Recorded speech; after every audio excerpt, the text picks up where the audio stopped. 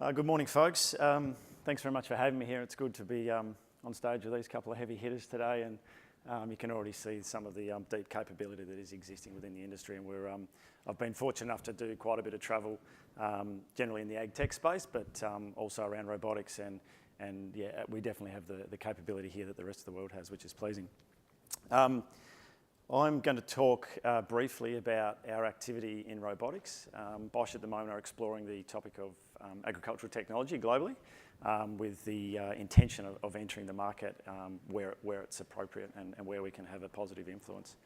My role as the sector specialist essentially sees me aligning industry pain points and problems with our skill sets and capabilities and trying to work out where we can bring our deep knowledge from sensors and robotics and automation, but particularly on the application and integration side and where they're robust, fit for purpose, and we can commercialise them. Just a quick overview for those of you that don't know a lot about Bosch.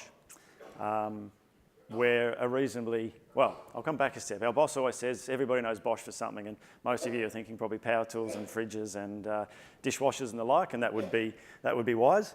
Some 60+% of our revenue comes out of the mobility space through automotive and others, and that's a really nice synergy with this topic as well as we continue to explore it. What's not known is that we're actually 92% owned by a charitable trust, which is not what you would expect for a company of this size that's been around for 130 years. But why I'm bringing that up is what that allows us to do is we've got a deep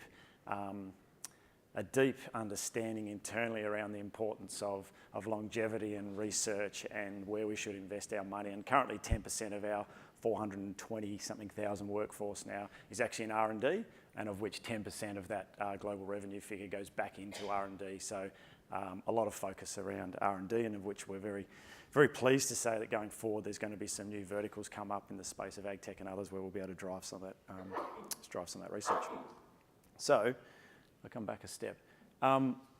What people probably wouldn't know is we're already in the ag space, doing a reasonably significant parcel of business, but that's mainly through one of our subsidiaries, the Rexroth business, that you may know through some tractor business from drives and controls, actuators, sensors, all sorts of different bits and pieces and controllers. And our intention is to ensure that hopefully this doesn't happen too much by putting some smarts over here on the left. And this organisation will play a key role in what we will do going forward in robotics, because they've got a nice deep understanding at the ground level of what's required to make things last and for a long time and to be practical.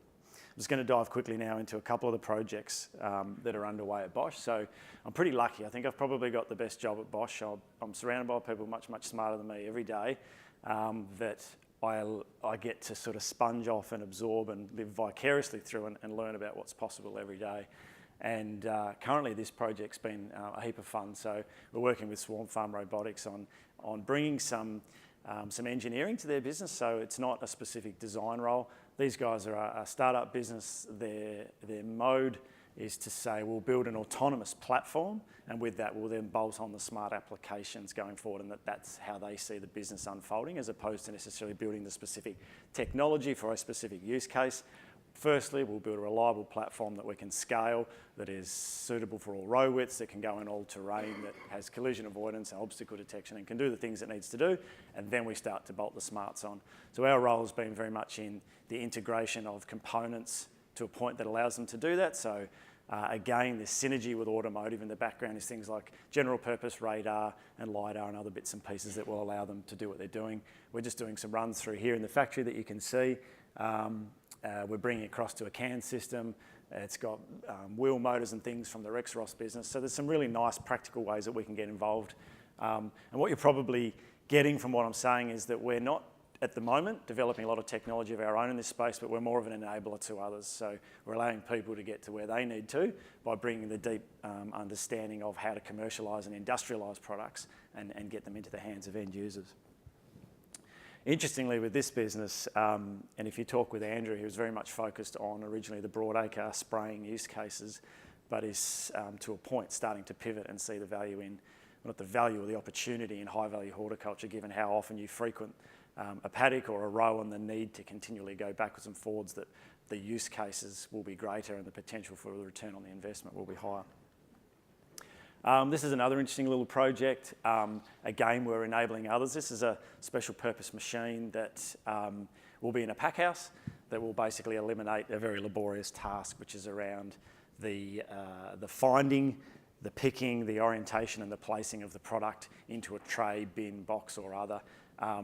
You don't have to think too hard to understand that there are several industries from mangoes, stone fruit, apples, avocados and so forth that require this manual orientation and facing up of fruit and presenting of fruit and or vegetables going forward. So this has been quite a cool project where, again, very much a strong integration exercise. We're just using a 6-axis robot there to do the job. It it would be nice to have been able to use some of the other different technology, but there was quite a bit of discretion that was required. And we're in the position at the moment where that will be commissioned for the customer in the next couple of months is the intention. But it's really interesting, like it's the challenges we thought would have aren't what we'd have. It's actually been in the in-feed and the singulation of the product as opposed to the actual complexity of finding, rotating and manipulating the product. But it's been really interesting. Everyone at work is super engaged in this, and when you've spent 9 years working on little ugly black boxes that sit behind your glove box and keep you all safe on a daily basis, and then I take them out into a paddock of broccoli and bring them back, they're all just like, no, I'm not going back to automotive. So they're really engaged in this, which is really pleasing, and it's giving us a nice pipeline to go forward. I'm happy to talk about those in more detail with people that want to catch up, but I'm mindful that this session's about Q&A and not about so much about what we're up to here. I just want to put this statement up here. I have the luxury of sitting with lots of different companies and seeing lots of different things. And 3 or 4 years ago, I would have said in the ag tech space, robotics is probably the least crowded. There were a hatful of companies that were having a crack. Now it's a bit of a gold rush. It's a bit like the ag tech topic altogether. There's a lot of hype, a lot of fluff, a lot of hot air and arm flapping in this topic, to be blunt. And there's a lot of companies that are trying to enter this space. And I'm not here to tell you which ones are better than the other or which sort of fast-flowing stream you should jump into. But do your homework and be aware of the fact that a lot of these are actually just landing pages with schematics of what might be created down the track. Really dive as hard as you can into it and understand what they're doing before you make the commitment or you work out who you're going to align yourself with. However, on the positive side, I think it's fantastic that we're now being sport for choice and that there's some really interesting things coming through. I'm a bit biased, but you know, take Abundant Robotics down here. I mean, this is really cool. This is robotic apple harvest. And I told someone I'll promise I'll fall on my sword. And I think about 5 years ago, I said, we'll never see a robotic apple harvest in my time. Sorry, we've seen it and it's awesome. And I love that I was wrong. It's what a great thing to be wrong about. And what I love is that the entire world was trying to replicate the human hand. And they just went, no, we'll just suck them off the tree. And so they just suck them off the tree, and it's fantastic. Absolutely love it. So there's some really cool stuff going on there. They're running really fast in a very small period of time, but you can also see there's a reasonable amount of depth. So it's sort of a final comment. You absolutely have an exciting but very unpredictable future ahead of you. But question it, engage, have the conversation. You have to be doing this in parallel and start to participate where you can, because unquestionably it's coming, and you're going to need to be part of it and hopefully prepare your farms to be robot ready. Thank you.